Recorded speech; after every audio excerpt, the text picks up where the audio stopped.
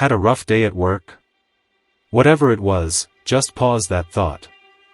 Now, imagine your job involved, and this is a real thing, crawling around tables to clean up bodily fluids. Or maybe your gig was letting bloodthirsty creatures latch onto your bare legs in a swamp. Doesn't quite sound like the career you mapped out, does it? These weren't just bad dreams, they were actual ways people earned a paycheck. Section 1, The Vomit Collector, a Roman delicacy disaster ***. Let's start in ancient Rome. They were famous for amazing engineering, powerful armies, and, well, their pretty intense feasts. Roman banquets were the stuff of legend, often going on for hours with endless courses of rich food and wine. But what happened when the Roman elite wanted to keep the party going, even when their stomachs were protesting? That's where the vomit collector, or analecta, stepped in. Their job was pretty much what it sounds like, cleaning up after guests who'd had a bit too much. It was actually common for some partygoers to make themselves sick so they could eat and drink more. These collectors, usually slaves, would move around the dining areas, trying to clean up the messes. Imagine tiptoeing around, hoping you're not in the direct, splash zone. This wasn't a job with much glory or good pay, it was a stomach-turning task just to keep the fancy parties going. Interestingly, you could say a cleaner, slightly more modern version of this still exists. Think about amusement parks. When a roller coaster ride doesn't agree with someone, staff are there to sort it out. So, next time you see a cleanup crew at a theme park, maybe spare a thought for their ancient Roman counterparts. Section 2, The Leech Collector, a bloody business ***. Jumping forward a few centuries, let's get into the not-so-clear waters of 18th and 19th century medicine. If you were sick back then, chances are your doctor might have suggested bloodletting.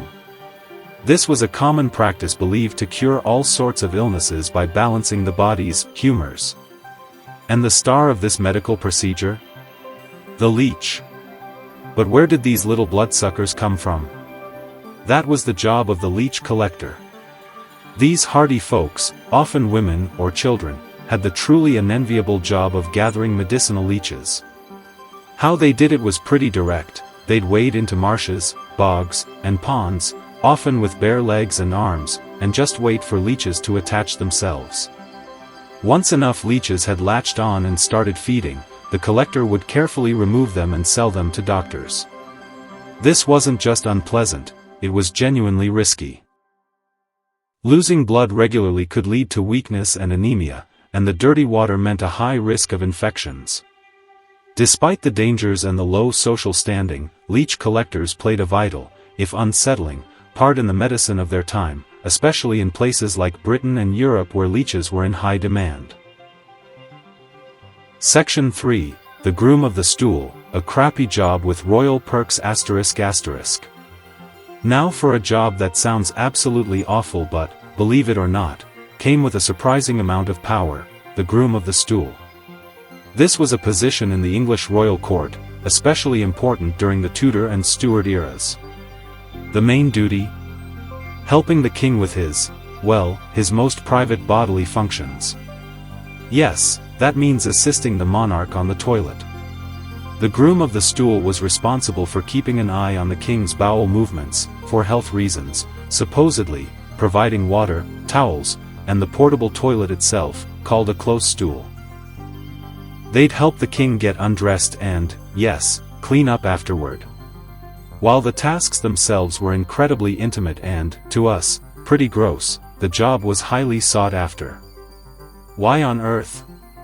Because the Groom of the Stool had unique private access to the king.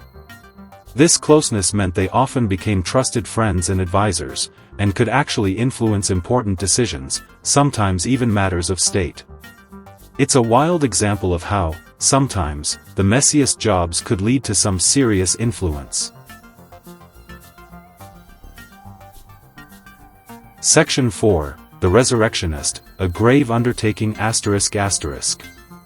Now we're heading into territory that's not just gross, but also illegal and pretty morally shady, the world of the Resurrectionist, or as they were more commonly known, the body snatcher. During the 18th and 19th centuries, medical schools and anatomists really needed human bodies for teaching and research. But the legal supply of bodies, usually just executed criminals, wasn't nearly enough. This created a dark market for the resurrectionists. These guys would sneak around at night, digging up recently buried bodies from graveyards and selling them to medical schools. It was a macabre business, full of dangers, not just from diseases, but also from getting caught, which could lead to harsh punishment and public anger. Some resurrectionists became notorious, like Burke and Hare in Scotland, who decided to skip the grave-robbing part and actually murdered people to get fresh corpses.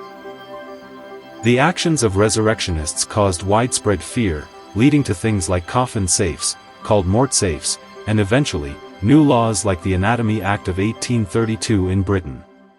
This act helped provide a more legitimate supply of bodies for medical science and slowly put the resurrectionists out of business.